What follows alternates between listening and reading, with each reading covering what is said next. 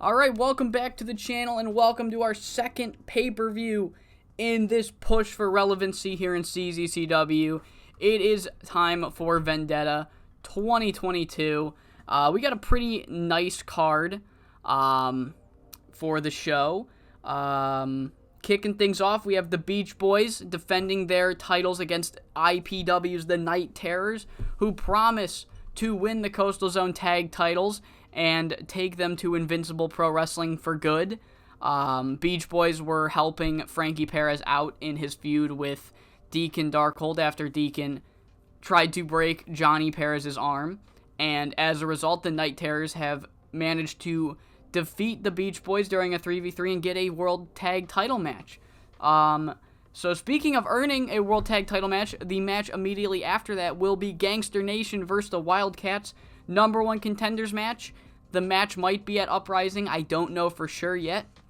But speaking of losing in 3v3s, the Wildcats beat Gangster Nation in a 3v3. Gangster Nation said this was supposed to be our year. We're going to get revenge. The match was set up, and then the Guru announced that it would be a #1 contenders match. After that, we have the most convoluted storyline I've ever booked, as Carlos Barrera defends his Extreme Championship against Luis Montero Jr. and Zell Quinn. After Luis's original Extreme title match, Zell Quinn ran in, and then somehow Zell weaseled his way into a triple threat, and Luis had pinned Carlos in a tag match. So both men have, Luis earned his match, Zell Quinn has weaseled his way in, and both Luis and Carlos cannot wait to beat the shit out of Zell Quinn. We then have the Please Call Human Resources, I don't know how this is allowed match, as Heartbreaker takes on Sky Hermosa after weeks and weeks and weeks of Heartbreaker constantly making moves on Sky Hermosa. The two have agreed to fight it out, where if Heartbreaker loses, he will no longer be allowed to flirt with Sky Hermosa or Kira Lee, even though he wasn't with Kira Lee, but that just got thrown in there because Sky wants to protect her friend. And failure to comply means Heartbreaker will get a restraining order slapped on him and he will be effectively fired from the company. However, if Heartbreaker can win, Sky Hermosa might, and I quote in Heartbreaker's words, violate his mouth with her tongue and make out with him. So, after that, we have California Love Machine taking on Masked Cougar. Masked Cougar and American Flash had spoiled Going Coastal's massive tag team return match on the first ever Coast to Coast when Masked Cougar had pinned California Love Machine. And then after Masked Cougar had failed to secure a world title rematch, he said he had a lot more left in the tank despite almost being 40. He thinks he can still go with the best of them. California Love Machine wanting revenge. The two agree to this match in a kind of prove yourself match for both men. Who will prove the most? In our main event, our semi-main event, the COTT World Championship will be on the line as Frankie Perez defends the title against Deacon Darkhold, who has been tormenting him and his brother the past couple weeks.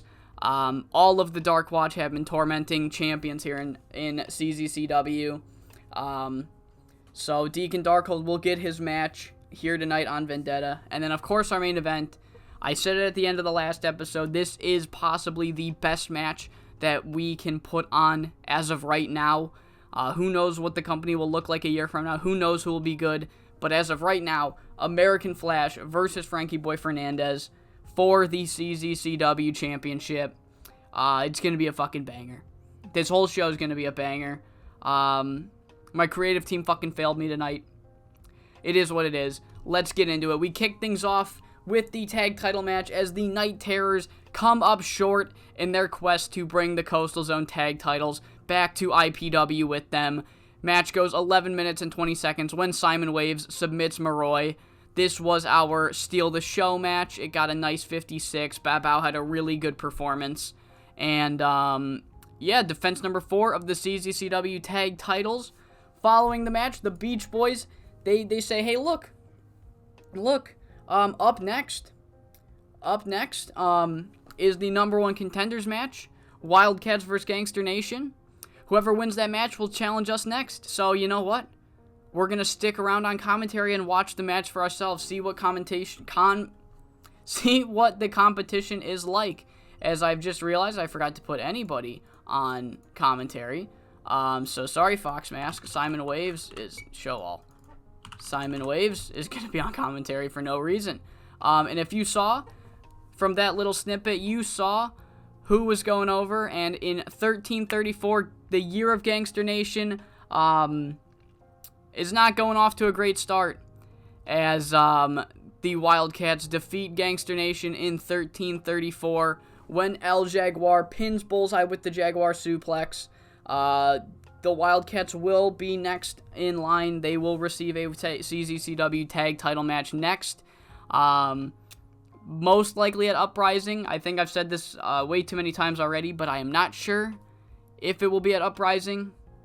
If I can stretch it out in the build, I will make it on Uprising, but no guarantee. All we know is the next challengers for the tag titles are the Wildcats. Following that is the triple threat match for the Extreme Championship. A really great performance by Carlos Barrera here, as he is able to retain his Extreme title, making defense number 4 after 15 minutes and 58 seconds when he pinned Zell Quinn with the Curb Your Enthusiasm. Carlos carried the match in terms of in-ring performance with a 62. Luis is getting really old, so if I want to just do anything with him, it's got to be this year. So that's a bit of a shame. But yeah, decent match. Really good mid-card match. Really happy with Carlos Barrera. When I first really started using him in 2016, I would have never thought he would have been anywhere near a productive member of this roster. So I am pleasantly surprised with how well he's been. So yeah, 62 for this segment. And to make sure that everybody knows where I stand, Sky Hermosa wins. There's a fine line between doing a angle like I've done and then having Heartbreaker win for heat. No, I will never do something like that. The whole point of this angle was to give Heartbreaker the loss and treat him like the scumbag his character is. People like this should not win in life. So, yeah, Sky Hermosa wins in 14:47 with the Sky Twister press. The match got a 49, and Heartbreaker has to stop hitting on her. And what happens when Heartbreaker does not get what he wants? He has a full tantrum in the ring. He's like punching the ground. He's fucking crying. He's like, why can't good guys finish first? Why do nice guys always finish last? And he starts walking up the ramp as California Love Machine comes out, who's up next. And he sees Heartbreaker just disheveled and upset with himself walking up the ramp, and he quite literally stops him. And he's like, hey, give me a microphone real quick, just real quick. Hey, Heartbreaker? Hey, buddy?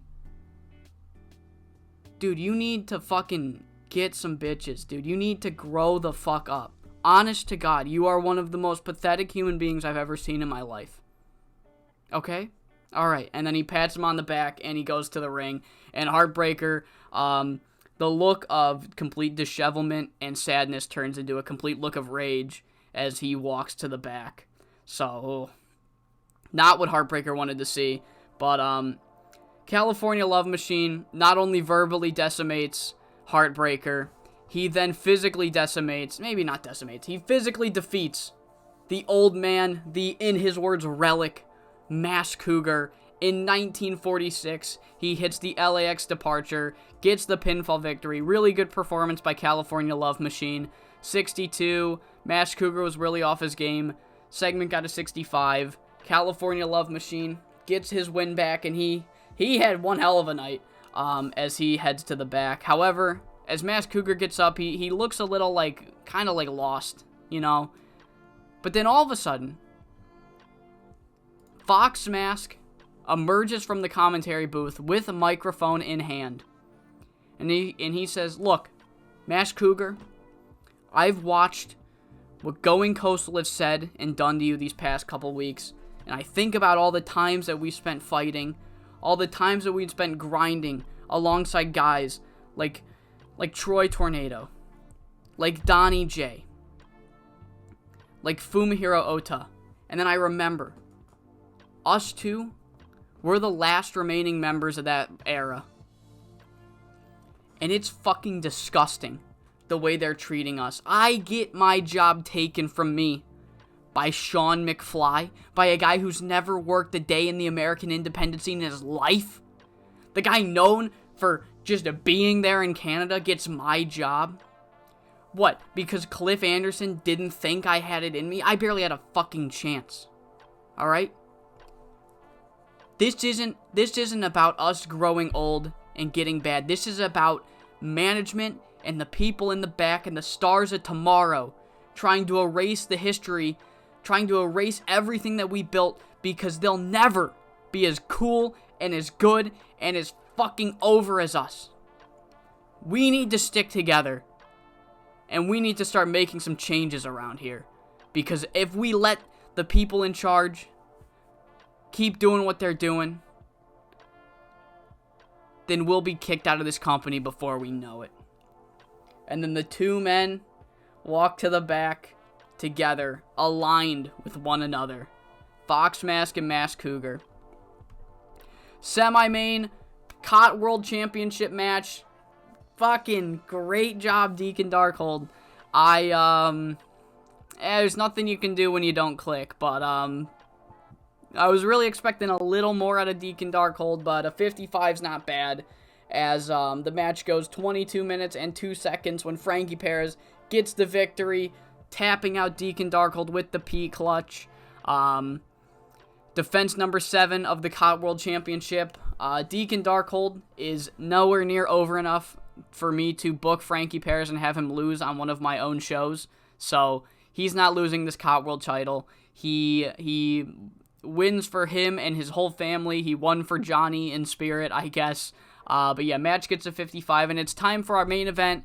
Hoping for something big, and we get an 81, baby. Frankie-Boy Fernandez. Who better than Frankie-Boy Fernandez? But yeah, incredible main event.